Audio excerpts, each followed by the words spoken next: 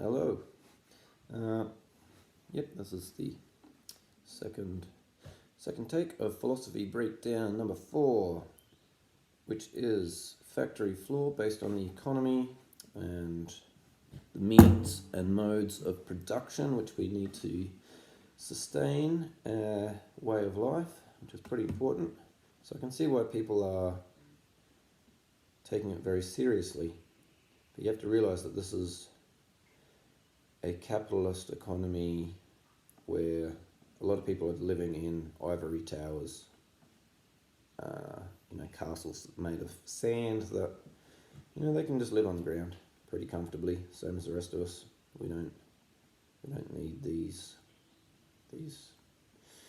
ridiculous structures that we've come up with based on a measure of wealth that's not. There's the ducks. Woo! Having fun. So anyway, let's play the song and then I'll explain who these guys are. You want that now? Okay.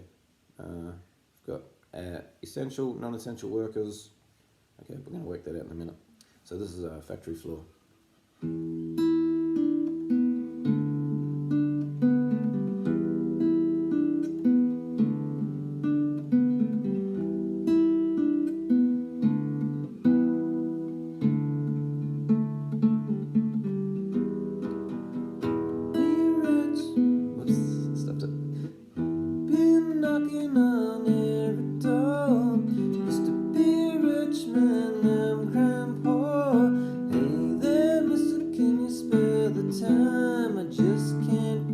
With a 9 to 5 or so.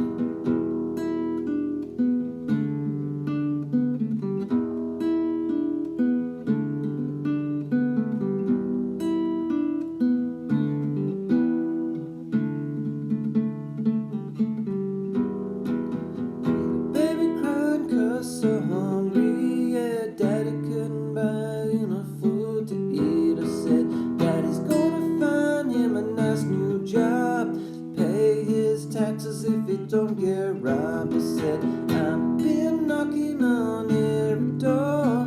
Used to be a rich man, now I'm crying poor. Hey there, mister, can you spare the time?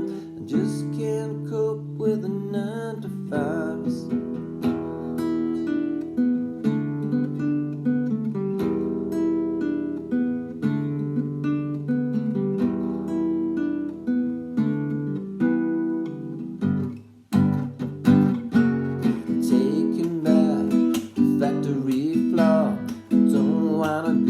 A slave no more. I'm not just a number, you remember my name, or you won't see me come back again. Hey, we're taking back the factory floor. It's never enough, no, you want more. I work my fingers down to the bone, all for the privilege of going home.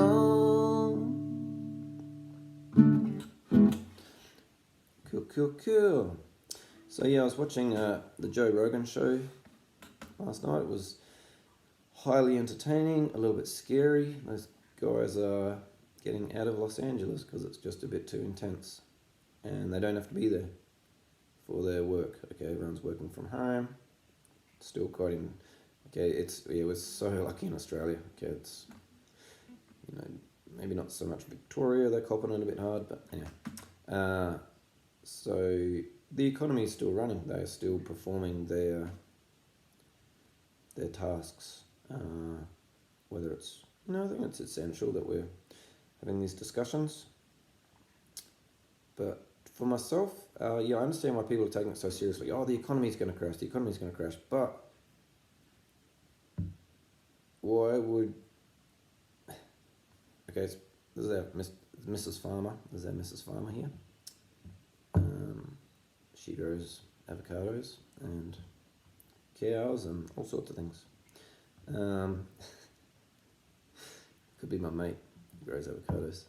But anyway, just for the purpose of being gender equal, then it can be a lady farmer. Could even be a transgender farmer. But in this case, it's kind of my little robot who doesn't have a gender. So in this case, it could be totally, yeah, doesn't really need a gender if it's a robot. It's good though. I think we like to assign that. So this is this little widget. Hey, hello, I'm a farmer. Wow, just had some little deja vu thing happening there.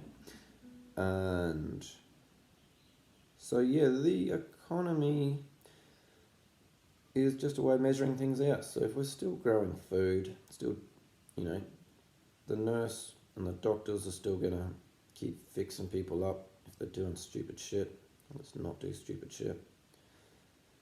Let's try and keep our minds clear. Even while I was playing that song, it was really tricky. If a, thought comes in to distract me, then I've got to clear that. I've got to just do what I'm doing. Be here for that present moment. All right, so it's payday here. So we've got a essential worker, and this little guy has been making lots of money selling Coca-Cola flavored donuts. Big money. He's doing well. He's on all the TV screens. He's a bit of a movie star. Anyway, we don't really need Coca-Cola flavored donuts. So normally he was going to get, a farmer dude over there brings in $1.20. That gets him through. Some weeks, sells a few cows, gets another $3 on top of that. Has to pay a few wages, so it all balances out. Sometimes might even have to borrow some from the bank. But anyway, our Coca-Cola salesman was bringing in a lot of money. Some weeks, good week, can bring in like $15-20 for the week, compared to farmer dudes living on $1.20, and most everyone else. But this week, we're just going to make sure everyone's got enough. So there's no Coca-Cola flavoured donuts. It actually look like a little fried egg, but who knows what the fuck that is. Excuse my language. Alright, so $1.20 is going to get this little dude through for the week. It's going to be a challenge, but hey, life is a challenge. This is a little stingray dude looking after our underwater hemp farm. That's the future of technology, is underwater hemp. We can grow, or we can make clothes, food, everything. Even get you stoned. Medicine, it is actually medicine when used for that purpose. Not many people do. Well, maybe there are, that's like stress relief, sleep. So many people do use it for health, so I shouldn't make fun of that because, yeah. Okay, here we have our little garden gnome, banker dude, lives in the garden by night. Daytime he comes to the bank and dishes out all the money. And this is the machine that keeps track of all the money. And, those people needed to, sometimes there's a essential worker has to come in quite often, keep that machine flowing. There's lots of essential workers keeping that machine flowing. And that's good. Oh, shit. I hope I don't lose track of this. But, okay, what this is, these little stacks of money, is saying, hey, will you come and be on my TV show? Will you come and, he needs a tractor fixed. It's like, will you come and do that? But still, what do we do with money? We take to the shop. We buy the food that he grows, sometimes the food that he sells. Even if it's unhealthy shit that's killing us and giving doctors and nurses jobs that they don't really need to be doing. They could be doing other shit if we weren't doing all this unhealthy stuff for us that we love doing. We're just addicted to it. And we've been told that it's okay. We've been, convinced very thoroughly that, yeah, we need Coca-Cola flavoured donuts every 5 minutes if we're really to achieve happiness and be part of this new world. Exciting new world of Coca-Cola flavoured donuts and underwater hemp farms and banking machines. Right, so, okay, let's pretend the economy crashes and all the money ends up over here and it can't get out. Maybe it just grows food anyway. Well, where's the money gone? I don't know where this money goes. But if the economy crashes, okay, the money flow stops. And it doesn't, maybe it all fell down the drain, but it's numbers on a screen. So we just that's what the government can do. Whatever the government is, we'll do that in another another show. Numbers on a screen, so they can just keep saying, here, go to the shop. Yep, here's your $1.20. Go to the shop. I think I did this better before, but it didn't look so good, so I did it again. But I'm not explaining it so well, I don't think. It was really long last time. I wonder if I can do it quicker this time. I'll try. So anyway, the government just keeps handing out the $1.20s. And maybe the rent doesn't get paid, but the people collecting that rent, you know, the money's going back to the bank. So if the bank doesn't get that money, the banker himself can take home his $1.20. I'm sure there's plenty enough money in the bank to pay the bank people. But the bank's not going to starve. It's a machine. So as long as we keep it running, then it's not going to die of starvation. Okay, it's an institution that's doing pretty well. So, but they've got an important job to do. You know, keep the hemp farms running.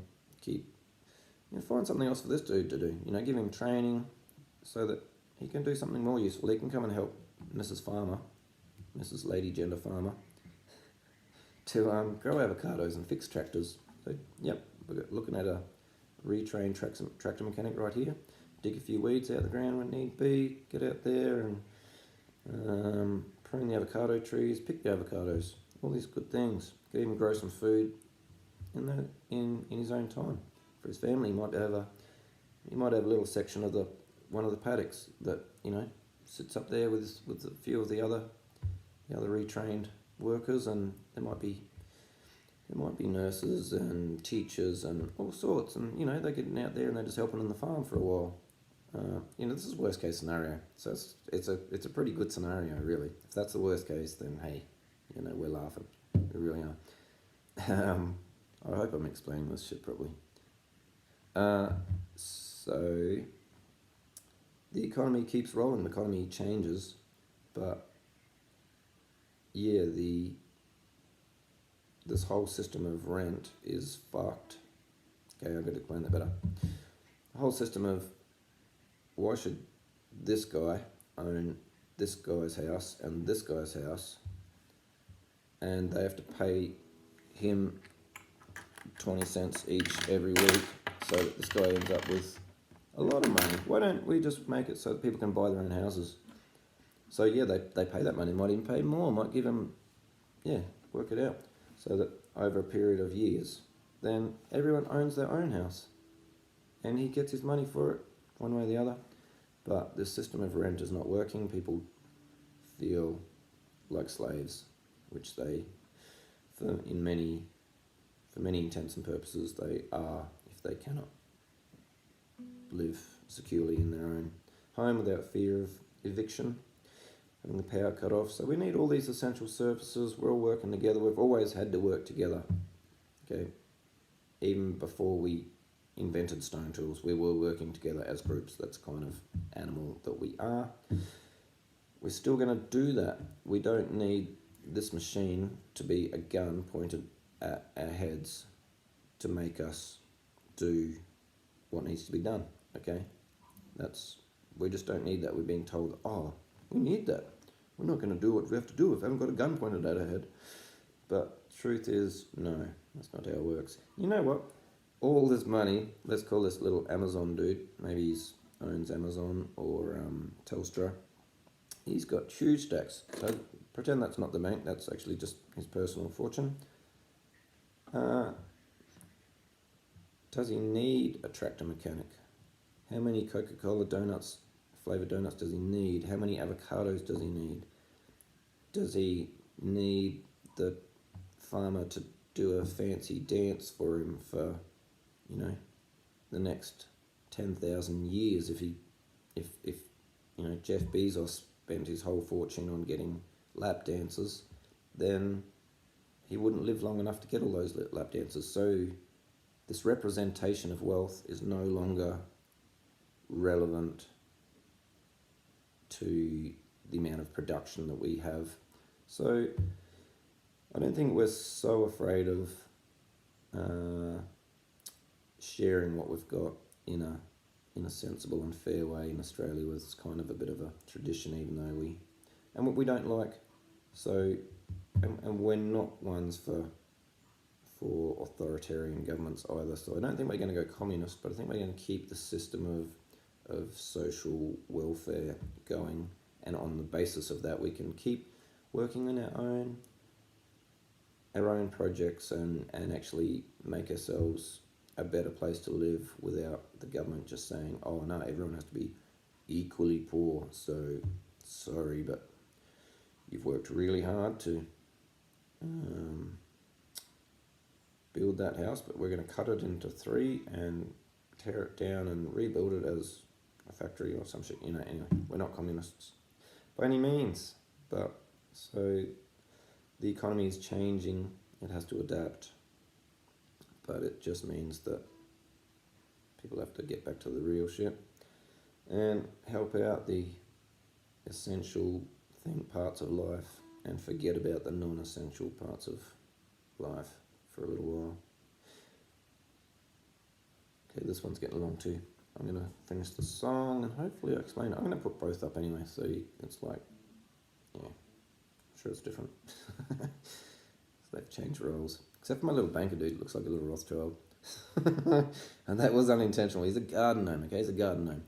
He's not ethnically specific to any stereotype. That's definitely a machine. Okay, that is a machine. We can tell it's a machine. It's not really. It doesn't look like a person. So anyway.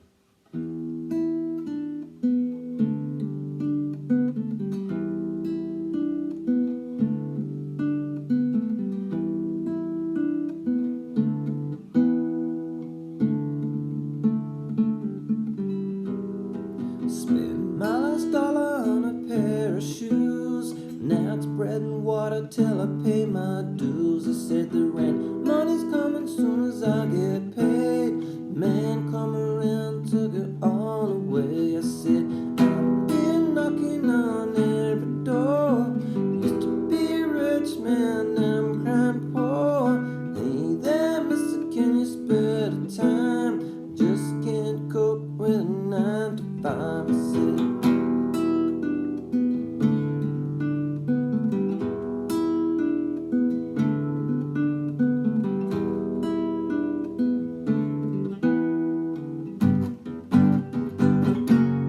taken back, factory floor, never enough, no you want more. I work my fingers down to the bone, all for the privilege of going home, yeah. Taken back, the factory floor, I don't wanna be your slave no more. Not just a number, you remember my name, or you won't see me come back again. Hey. Alright, cool. That's factory floor, and I think we've got just a little time for Daisy to come and say here's her little piece. Hey Daisy, hey, I'm here now. Hello everybody, who's these little peoples? Well, you got your essential workers and your non-essential workers. I don't know what the fuck that is. Am I essential? Probably not, but I like you very much. I want to be essential. What I gotta do? You gotta learn to fix a tractor. Some kind of skills. It's good to have skills. I got skills. I can fall on my face really hard when I'm drunk and get back up. Now I find that very handy at the time. Yeah, I'm sure that's a very good skill to have.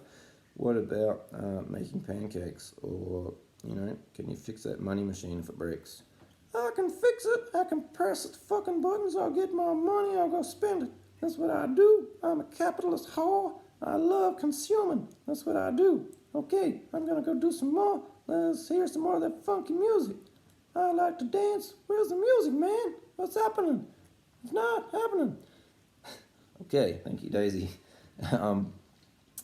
I think the other one might actually been a little bit more informative, but hey, this one was entertaining, so I'm going to put both up and see what happens. Let's keep it together. Don't panic. 42. Remember that number, 42. We don't panic. It's the meaning of life. Take a breath. Let's just take a breath.